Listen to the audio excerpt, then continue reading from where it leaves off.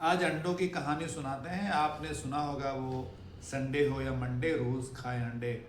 मेरा जो आज का वीडियो है वो इस बात पर है कि संडे हो या मंडे रोज़ खाएं संभल कर अंडे।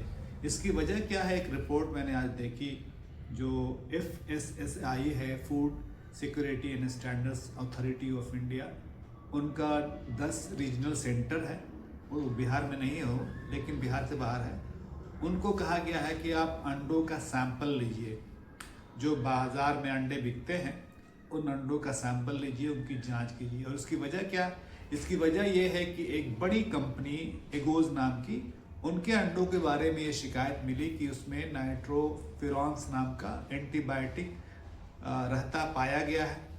जबकि पूरी दुनिया में और भारत में भी इस एंटीबायोटिक पर इसलिए बैन है कि जो जिन जानवरों का इस्तेमाल खाने में होता है, मतलब गोश्त में, अंडे में, इस तरह की चीज़ों में, उन जानवरों को इस तरह का ये जो एंटीबायोटिक है वो नहीं देना है।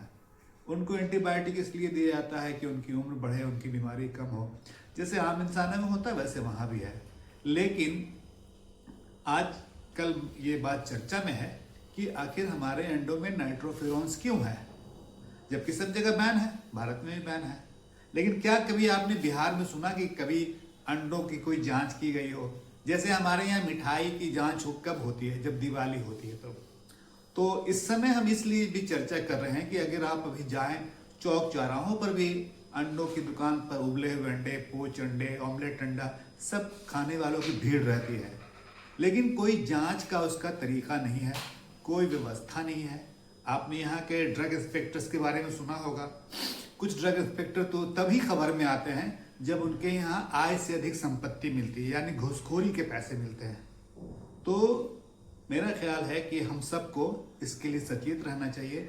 एक ज़माना था जब देसी मुर्गी के अंडे हम लोग खाते थे, सब खाते थे, और आज भी देसी मुर्गी के अंडे जो है वो महंगे बिकते हैं।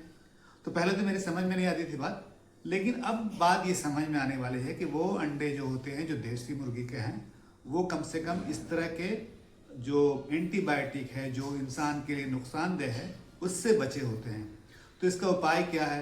देखिए, हम सीधे तौर पर तो पहचान नहीं सकते कि नाइट्रोफिरॉन्स है कि नहीं।